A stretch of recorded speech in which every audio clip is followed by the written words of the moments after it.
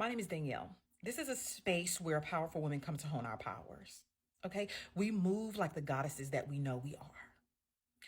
Savvy, strategic, autonomous. Though that's the name of the game here.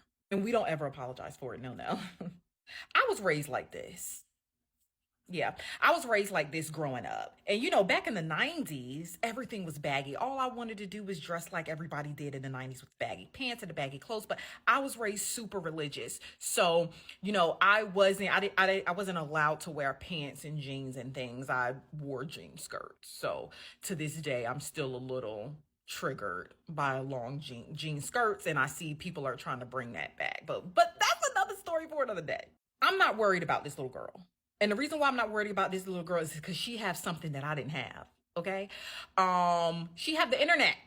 She will have the internet. She's little right now. So all of the conditioning that her mom is teaching her that some of us may deem unhealthy, because it is,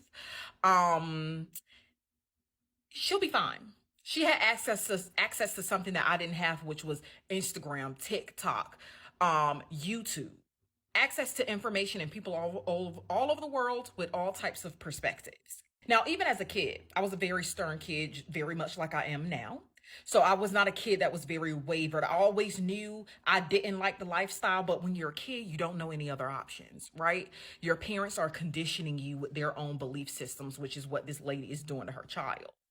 Look at me now. It ain't work. Okay. And it's almost like my parents knew it wasn't gonna work because they are not shocked by anything that I do, because I've always been an autonomous, even as a child. Like, I'm gonna do what I want within reason and within respect, because I'm also a respectful, compassionate person. But I said that to say this. In life, we all have choices, right? We can know something. If it's not meant for that little girl to live the lifestyle her mom is very deeply conditioning her to, then she won't. It's as simple as that. There are microscopic decisions we make every day that are so tiny, sometimes we're not even aware of them. Those are the things that lead to bigger decisions, that lead to the lives that we are meant to live. You have to intervene for yourself. Okay. When you get messages, when you see things online, when you interact with people, this is an energetic exchange. So you can use that energetic exchange. You can hear new things and you can argue with it. You can store it and file it in case you need to go back, or you can listen to it. Either way, the choice is yours. People can put obstacles in your way. People can put hurdles in your way, like her mom did, like I feel like my mother did. But at the end of the day, it's our choice. And that's the universal law of free will. Sometimes you can't help the obstacles people put in your way that aren't out of control, but you can help how you move forward from that. We all have choices. You can make a choice that will lead you closer to your dream life, that will lead you closer to who you want to be, despite of what the rest of the world thinks. Or you can make choices to keep yourself confined into a little box that your mama or whomever, insert whoever, told you should be living.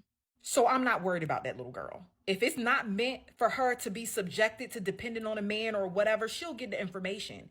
So when she start to get the information and she start picking up messages, especially when she get into the world, and by the world, I mean school, child appropriate world, and sometimes online, she can choose to be like, She can choose to pay attention. She can choose to compare it to the life her mom has. And frankly, she will have a behind the curtain view. Because women like this like to get online and pretend like everything is copacetic and everything is all good, but we know better. Especially those of us who actually went to wife school, like she's trying to do with her daughter.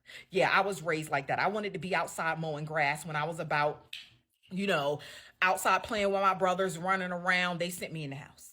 Okay, they sent me in the house to go do domestic things. That was my upbringing.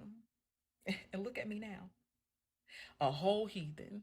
And I love that for myself. Living my life on my own terms. She'll be fine.